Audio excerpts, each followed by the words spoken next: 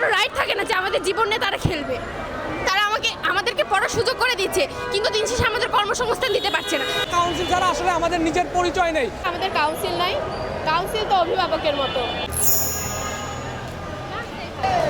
5 বছর পড়াশোনা করছি আমরা, এমবিবিএস কারিকুলামে সব পড়ছি, পড়ার পাশাপাশি 3টা শাস্ত্রীয় সাবজেক্টও পড়ছি। পড়ার পরে 1 বছর ইন্টার্নশিপ করছি, করার পরে আমাদের বৃহত্তর জীবনে 6টা বছর নষ্ট করার পরে আমরা আমাদের যে ন্যায্য অধিকারটুকু, ন্যায্য প্রাপ্যটুকু পাচ্ছি না। আমাদের এত কষ্ট করে পড়ার কারণ কি? নিজস্ব একটা আইডেন্টিটাই যদি না থাকে তাহলে তো সেখানে আমাদের কোনো অস্তিত্ব থাকে বলে আমি মনে করছি না। এই আমাদের দাবিটা অবশ্যই যৌক্তিক দাবি। আমাদের এখন একটাই দাবি, হয় আমাদেরকে আইন কাউন্সিল দিতে হবে, নয়তো বা এই সিস্টেম বন্ধ করে দিতে হবে। কারণ এটা তো মানে কারো রাইট থাকে না যে আমাদের জীবন নিয়ে তারা খেলবে। তারা আমাদেরকে পড়ার সুযোগ করে দিচ্ছে, কিন্তু দিন শেষে আমাদের কর্মসংস্থান দিতে পারছে না। এটা কতটুকু যৌক্তিক? আর 35 বছরের পুরনো একটি প্রতিষ্ঠান যেখানে নিজস্ব কোনো আইন কাউন্সিল নেই, আমরা প্রতিনিয়ত পেশাগত জীবনে বৈষম্যের শিকার হচ্ছে এবং অবহেলার শিকার হচ্ছে। এটা আমরা কখনোই মেনে নিতে চাই না।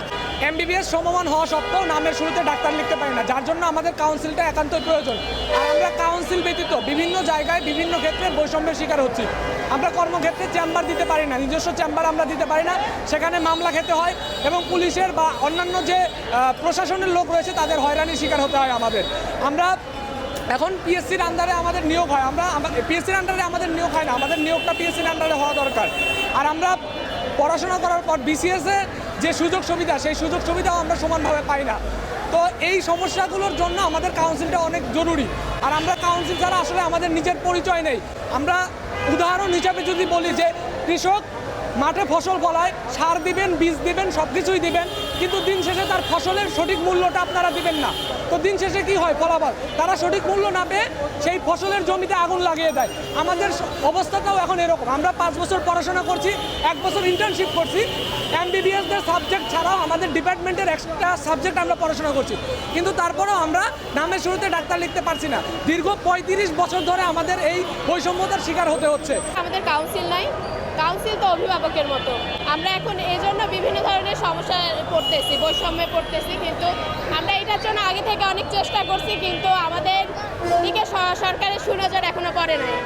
আজ গত 15 দিন ধরে আমরা আন্দোলনে নেমেছি। আমাদের সকল ধরনের ক্লাস, ইভেন আমাদের ক্লাস ভর্তি কার্যক্রম সব কিছু বন্ধ আছে।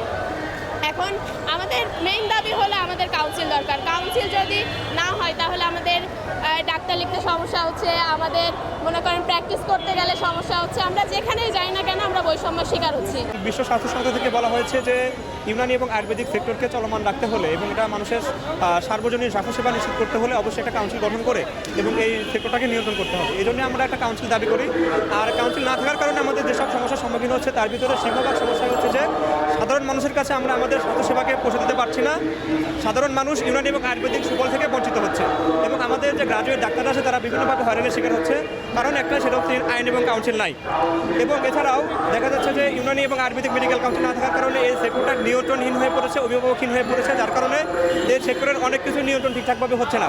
ফলে আমরা বিভিন্নভাবে বৈষম্য শিকার হচ্ছে। যেমন বলতে গেলে যে আমাদের নিয়োগ বিধি নাই, আমরা উচ্চশিক্ষায় পিছিয়ে যাচ্ছি। আমাদের দেশের ভিতরে যে মেডিকেল বিশ্ববিদ্যালয়গুলো আছে সেগুলোতে আমাদের উচ্চশিক্ষার জন্য কোনো ফ্যাকাল্টি নাই, যার কারণে আমরা উচ্চশিক্ষা গ্রহণ করতে পারতেছি না।